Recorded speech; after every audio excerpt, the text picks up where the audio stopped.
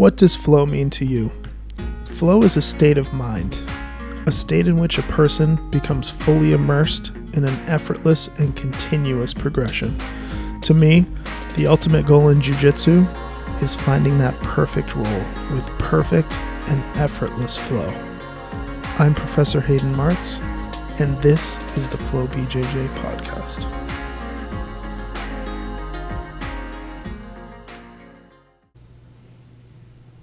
Hello and welcome to the Flow BJJ podcast. Today we're going to recap the ADCC Trials women's divisions.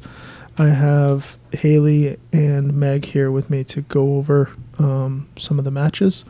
We're coming off the We Defy Foundation open mat we just held along with Raw Grappling. Probably about 50 people here for the open mat. Really good turnout, raised over $500 for the We Defy Foundation. How are you doing, guys? Doing good. It was really fun rolling today. Yeah, it was really fun. It was like 2.5 hours of just straight rolling, and it's pretty great. Awesome. So we are going to talk about the women's trials. Aiden and I kind of recapped the men's trials already in a previous episode. So let's start off with the under 60 kilograms. Tell me, give me one of the matchups you guys enjoyed. Okay, one of the matchups I really like was Sofia Casella and Jasmine Rocha. She pulled half guard and was playing half guard a lot and was able to hit sweeps. She was not able to be taken down, and she won an overtime by 2 points off of getting like a really good double leg. But Sofia was also wrestling really hard at the end, and she just couldn't take Jasmine Rocha down at all. That was, which round was that? Was that the semifinals? That was in the opening round. The second round. Second round, okay. Yeah, so the first round, there was a lot of buys. There was only one match, but the second round, that's where action started. Nice. What about you, Hayleigh? I watched Brianna St. Marie versus Sheila Lindsay, and Brianna just absolutely does amazing. She's like hunting for the submission the whole time. Marie just was able to defend anything that Lindsay gave to her, and in the end she just chained submissions together, ends in an armbar from triangle. It's pretty amazing. Nice. She looked phenomenal through the whole tournament too, not to get too far ahead, but yeah, she, the number one seed, definitely showed it. So let's see here. Did she face Jasmine? How far in was that? That was for I don't know if she ever did face Jasmine. Semifinals, it looks like. Semifinals. So, Meg, tell me another... so we're sticking with under 60 kilograms. You guys spent a bunch of time researching this. I did not spend nearly as much time as you guys. I watched the the semifinals and the finals, but some of these early matches, there were some good ones. What else you got, Meg? Yeah, throughout the whole matches, everyone was going through 4 submissions, which was really fun just to see that. The quarterfinals I thought were really good to watch. Jasmine Rocha had a really good match against Nicole Matthew. She again pulls guard and was just trying to finish from close guard and sweep, and did really effectively that. She got a shoulder lock in 41 seconds. I was just reading that. 41 seconds in the sub. We just looked at that. It looks like some sort of, almost like a mirror lock from the guard, but definitely a slick submission. Yeah, it was super quick. What else do you got there, Hayleigh? I watched Alex Enriquez versus Jennifer Perez, and they had a lot of wrestling from the feet to begin with, and then once it goes to the ground, Enriquez is in Perez's half guard, and she actually used one of my favorite moves where she drops into a reverse Keza to pass the half guard, but Perez actually ends up giving up the half guard, opens it on her own, and just begins to defend from the bottom, and then Enriquez finishes with an armbar. Enriquez looked good too throughout. She made it all the way to... She made it to quarterfinals. Actually, she made it to the semis. She made it to the finals, actually. Yeah, she was in the finals against Brianna St. Marie. Yeah, that was an amazing match. Yeah, she was doing good. Her wrestling's awesome. She was really fun to watch. So it looks like Enriquez fought in the semifinals against Fatima Klein. That one went to the time limit, and she won 4-2. Either of you guys catch that one? I'm sure I did. That was, I watched that one. That was a solid match. All right, let's... I also really liked where the fastest sub of the day, I believe, was Brie Robertson versus Sarah Takushi. Probably saying that wrong. Excuse that. But Robertson pulls guard and then immediately enters straight ashi and finishes a straight ankle. I saw that really, as well. That was really that cool. was pretty slick. What It was round in that 9 in? seconds. of the 9. finish. That's insane. There's some super fast subs on this. I think that's a function of having a wide open trials where anyone can enter, and you have really, really high level jiu-jitsu, but you also have people with high aspirations that may not be quite at that level yet. You're bound to see some lopsided matches like that, especially early on. Once you get further in, that kind of shakes itself out because keeps just getting more high and high level. Yeah, for sure. The last matches were really impressive. It looks like Trinity Pun had some good matches too. I see a couple I remember wins here. seeing Yeah, her at she was the good. Emerald City Invitational. We went down to watch, and she was just phenomenal. You can see how she's just thinking about everything she's doing. Yeah, I see a sub here against Samantha Clay, Yeah, she hit that. and then a win, another sub against Sears from 10th Planet. Then she ended up going against Fatima Klein, which Fatima's very, very tough. I actually watched that match as well. Fatima really, really dominated physically. Yeah, I had that too. She was very aggressive with her stand-up. She just did a great job. Fatima's an MMA fighter too, and it I looked didn't know that. That's cool. it looked like she was physically dominating the match. Trinity was on the bottom a lot of times and just couldn't seem to get her guard, her half guard going. But definitely a good match for sure by both of them. What about it? The semifinal matches, it looks like Brianna St. Marie versus Jasmine, and then Enriquez versus Fatima Klein. Either of you guys kept either of those matches? Yeah, I did. The St. Marie versus Rocha was that was fun to watch. St. Marie just did an awesome job. She was able to get the back from Turtle in overtime and finish with the Kimura grip, Yep. which was just really impressive because Yeah. they had a really hard first, 6 minutes was the match total. 6 minutes, no points scored for the whole first initial, and then 3 minutes of overtime. You're right, she finally did get the back at the end. Let's see here. What else do you have, Hayleigh, for under 60? Jasmine Rocha versus Fatima Klein. That was an amazing match. It went to overtime. Yeah, I saw that one. That one was a battle for sure. Fatima passed Rocha's guard multiple times and then actually ends up taking the back, I believe. At one point, she has a reverse triangle from the back and is just attacking the whole time. That was the third place match, correct? Yes. Yep. Yeah. She finishes the match attacking. She could have wrote out her 3 points she got from the back take, but instead she just decided to take it to the end and ended attempting an arm triangle. It's really amazing to watch. So she won 3-0, it looks like. Yes. Mm-hmm. That's what I had. Yeah, I thought everyone was just really impressive with the pace. No one was just hanging out. Everyone was going hard. Yep. The rule set for ADCCs really It encourages you to put on a pace. encourages pace, yeah, for sure. Some of the men's matches were at a crazy pace too. All right, let's see here. Let's move to the over 60 kilogram. Unless you had any other under 60 kilogram ones you guys wanted to talk about. Not really. I think we hit most of it. All right, so let's look over 60. I think by now most people know who won, but we'll skip that for now. Let's talk about some of the early matches. What do you guys got? Let's look at quarters. So I've got looks like 4 matchups here.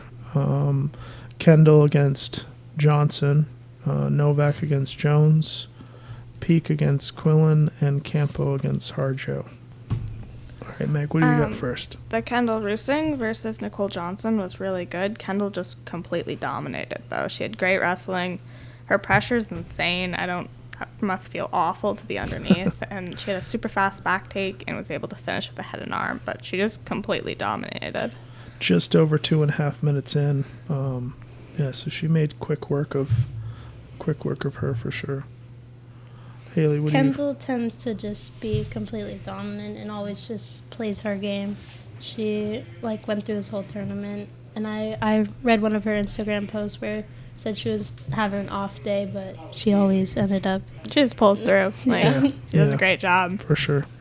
In looking at Kendall, she had to buy the first round, which a lot of people did to line up the bracket. But her first match went the distance, 9 minutes, and then after that, I think she got herself going because round of 16 was a sub in 2 minutes and 18 seconds. Round quarterfinal sub in 2 minutes 37 seconds. So definitely found her pace for sure. All right, so over 60. Any other matches that you guys? I tried to watch the Kendall versus Lauren Jones match. Unfortunately, Flow Grappling didn't load until the very end for the finish, where Kendall finishes an armbar for mount with the Kimura grip, which I love to finish things with. The Kimura grip is just so dominant, and that was a really cool finish. She just uses it, breaks the grip, finishes the armbar, looks effortless. Yeah, that was against Jones from Black Hole. She was ahead 8-0, and then a sub just over 5 minutes in. Either of you guys catch the other semifinal match, Peak versus Campo? Yeah, I was really impressed with Amy Campo. She was doing awesome throughout the whole tournament, was hunting for subs and dominating people. In that match, she did a really good job wrestling up from bottom and passing guard. And then she gets a sub with an armbar from mount, which was impressive. So that lines up the final, which I watched as well, Kendall versus Campo.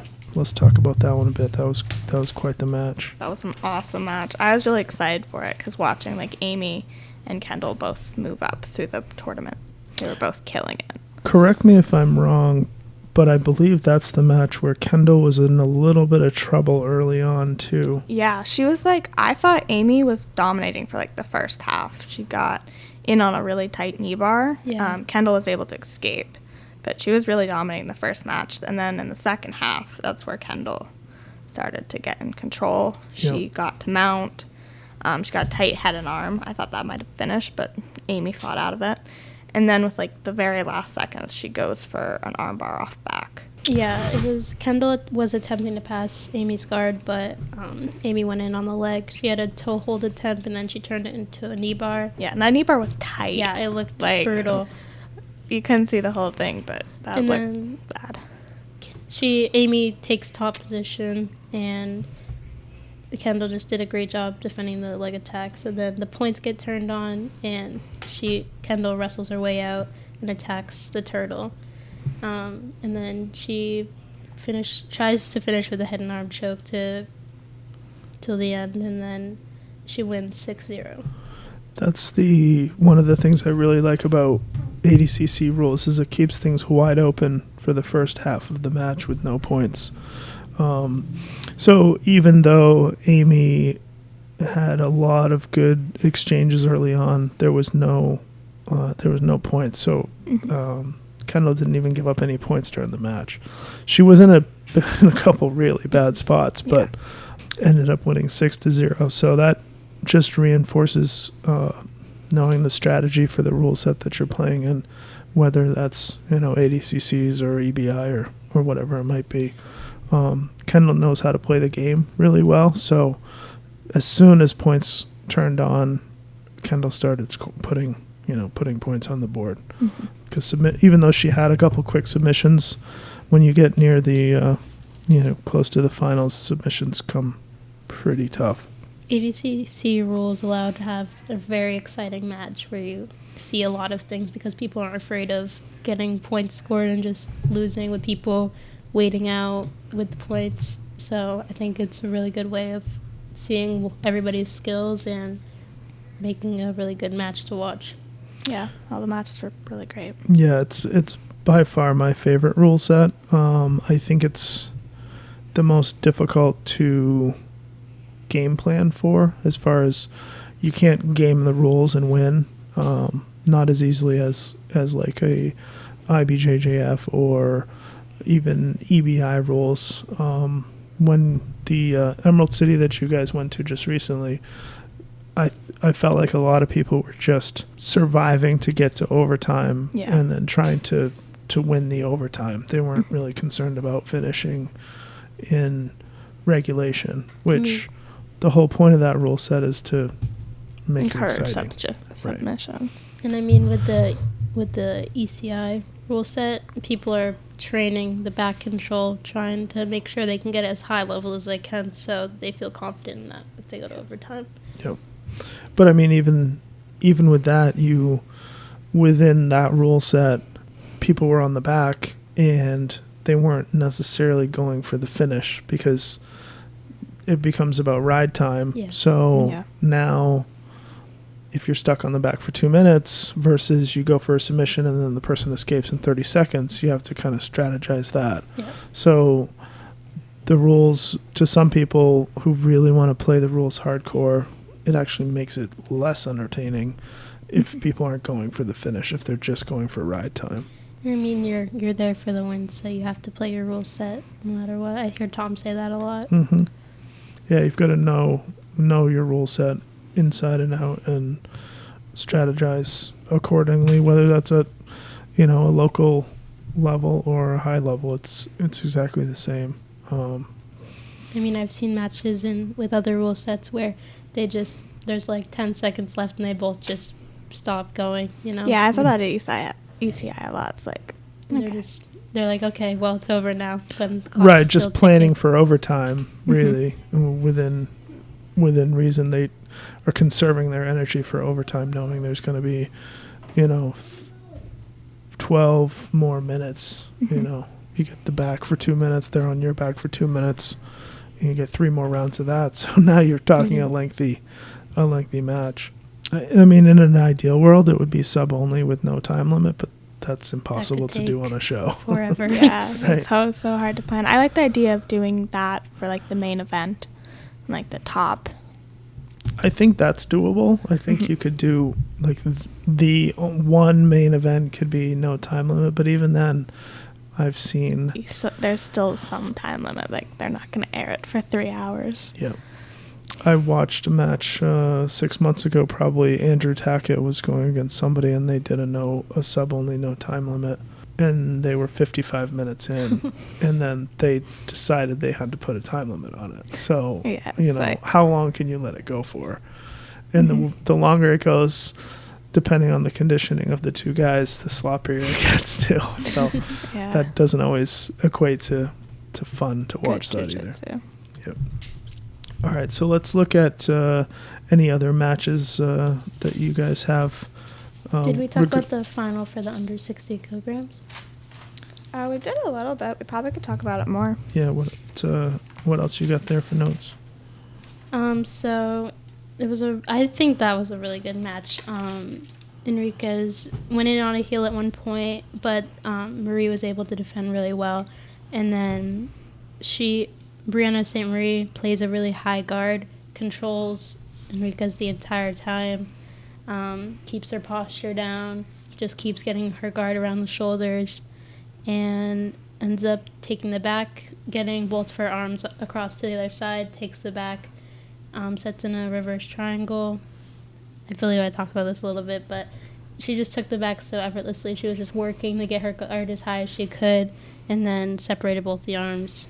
She did play, I remember watching some of this one, a really, really high, good guard, for sure. That was tough to deal with for Enriquez, for sure. And then she ends up winning with the 3 points from the back take. Yeah. She's chasing the back for a while. She didn't get both her hooks in for a while. She actually never got 2 hooks in. She went straight to a body triangle, and she got 3 points. It didn't line up in the bracket, but I would really like to have seen St. Marie against Fatima Klein. I think that would have been a fun. Yeah, that would have been good. Because both of them seem to be they had similar games. Physically imposing games and styles. That would have been didn't line up that way, but it would have been fun to watch that one for sure. Any other matchups you guys didn't see that would be interesting? I feel like Trinity against Jasmine would have been a fun matchup to see as well. I also think Trinity against Alex Enriquez would have been That would have been interesting to see. Amy Campo had a really impressive sub. She got a really fast sub in like 34 seconds against Hannah Harjo. She immediately just wins the stand-up exchange and goes to mount and then hits a straight arm lock. She was super impressive to watch. She dominated everyone until Kendall. And in the first little bit, she was doing really good too. Yeah, Campo, 34 seconds in, and then a minute 55 in. So a couple really, really quick submissions for her.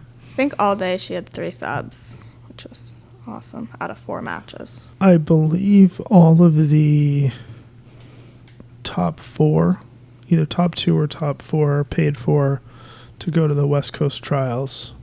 So that should be really interesting to see the crop from West Coast Trials.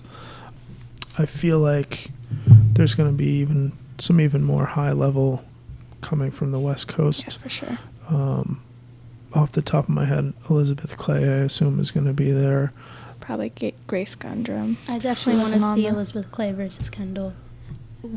That would be a good one. That would be a very good match for sure. I know Kendall. I think she likes to play the top game. Elizabeth's a guard player. I think it would be really interesting. Elizabeth's been playing a little bit more of a passing game a couple matches lately too, because she's had her guard is phenomenal, but there's some people who have exposed not ways to stall in her guard, but ways to either pass to half or to make, to nullify some of her leg entries.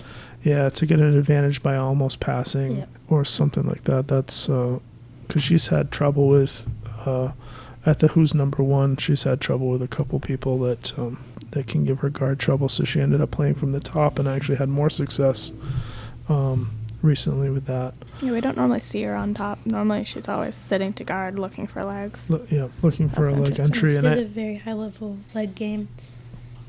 Yeah, she's fun to watch too. I think a lot of the girls that we saw at the most recent Who's Number One event, that championship, the 150, was it 155? I think a lot of them will be there for that too. Is it Leve? Amanda Leve versus Gabby Garcia. That match on Who's Number One was completely. I would love to see her fight Kendall. Did she fight her on that one? I don't believe so. Yeah, so the name that just finally came to me, Hayleigh Martz, is the person who's been giving Elizabeth trouble with her guard. I think twice now she's beat her with just a very tight passing from the knees, not letting Elizabeth get underneath. So just looking at the backtrack a month or so to the Who's Number One championships, there are definitely some ladies in this that hopefully we'll be seeing in the West Coast. Any in particular you guys are looking forward to seeing? Grace Gundrum. I love watching her. She lost to Maya Sebastos, but she probably would have a really good shot at ADCCs. I really want to see Amanda Leve at the West Coast Trials, along with Erin Harp. I think she did a really good job. Erin's pace is relentless too, non-stop pressure to watch. But then she ran into Kendall, and that's a tough draw for anyone. Yeah. I think that a lot of the girls from the Who's Number One championship have good styles for ADCCs. Obviously, Gabby Garcia has been the favorite for year after year after year, but Amanda Leve definitely backed up her trash talk / being upset with Gabby in the press conference and pulled out an amazing win, which a lot of us have seen. That was so fun to watch. My favorite moment. I was screaming on the couch. I'm telling you right now. It was an amazing match. Amanda, I think she proved to a lot of people the whole jiu-jitsu is for beating the smaller person, beating the bigger person, and she proved that out there with Gabby Garcia. For sure. Next bracket for her was Hayleigh Martz, who is phenomenal too. I think that she left it all out there with Gabby, and there was a little bit of a letdown after that you basically won the biggest match of your career, and now Oh, wait, the tournament's not over. Yeah, that's fighting. hard. Like, getting Gabby first, that's going to take a lot out of you, win or lose. You still have to deal with whatever, 200 whatever she is. On the other side of that same bracket, Anna Carolina Vieira and Kendall fought. Kendall won, obviously, to face Hayleigh in the finals, but this whole card was just stacked. I really hope we see some of those. Anna Carolina has a lot of pressure, and she loves attacking from mount, like chokes, like arm triangles, and those sort of things. She's a very, like, strong player. That style fits well with ADCCs too. Yeah. I think Erin Harp's style fits really well with ADC scoring too. Lots of wrestling from the feet, lots of looking for the takedown, pressure passing. That sort of constant forward pressure is really well suited for ADCCs. In looking at the 115 division, I think some of these girls, it'll be interesting to see how they do in ADCCs because obviously they're much smaller. It's under 132, so they're either need to make up for a lot of weight. Yeah. So depending on how much they were cutting, it's hard to say for sure. But someone like Grace, who probably wasn't cutting a lot to get to 115, that's a tall task to fight somebody. She fights at 115 pretty consistently. Yeah. So she's probably pretty close to that. Yeah. And if she's fighting against someone who's cutting to get to under 60 kilograms, that's a rough day, size-wise. And unfortunately, I feel like that happens way too often because there's only 2 weight classes for women in ADCCs. So. Yep. On either side of the bracket, you're going to have really big strength and weight disparities because over 160 or over 60 kilograms is over 132 pounds, so you can have anyone over 132. And then under, you got people that are like 145 cutting because they don't want to fight Gabby. Yep. Or girls that are like not fighting Gabby is a great reason to That's cut. a great motivation to Hopefully lose 15 in pounds. the future we'll see more weight classes in ADCCs. Another Grace Gundrum, we were just talking about her, but she's so technical, always hunts for the sub. Mm-hmm. Her submission against Jessica Khan with a twister was crazy. That was amazing. And Jessica Khan is no slouch. She's very good. She fought against Danielle Kelly a couple events before that and looked amazing too. Yep. And Danielle Kelly's she had to face Grace prior to that. So this is a stacked division at 115, and that's not even getting into the person who won the entire bracket, Mayesa Bastos. She's amazing. She's really impressive. I think her in ADCCs probably has. I think she would take the best chance to win ADCCs for the under 60. But there's a lot of options for sure. The West Coast Trials are going to be really interesting because I think for girls, since that's the one where you actually get into the ADCCs, all the high names are going to be focusing on that one. Yeah, and I'm not sure who. There's going to be a few who have automatic bids and are already invited to ADCCs. But there's also going to be some people looking to prove themselves too. So it'll be interesting to see who competes in the West Coast Trials and who, already has a ticket to be there just because they're a past winner or a past competitor. So it'll be interesting to see, who's there for that. Hopefully there's going to be a lot of big names. It's going to be fun. All right, guys, that's pretty much all the matches I had for today. Any other final thoughts you guys had? Who you got for the ADCCs overall? I'll say for the under 60, Mayesa Bastos, and over 60, I'm gonna go with Kendall. Under 60, I'm going with Grace. I think she's really pissed to lose to Mayesa, and she's gonna come back strong. She hasn't lost in a while. Mayesa was her first loss in a very long time. Over 60, I think Kendall.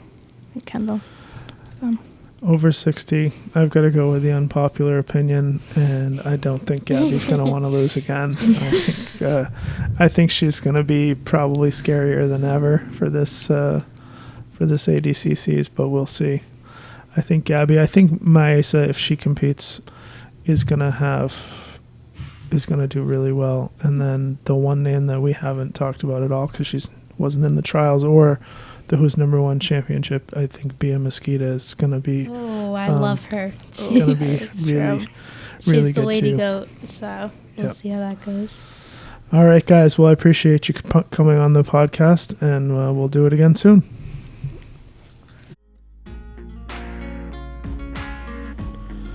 Remember, you don't need to move fast. You simply need to move forward. Life presents all of us different obstacles. It's easy to give up. However, get up, smile, and put one foot in front of the other. Everything works out. I promise you. Tom DeBlas.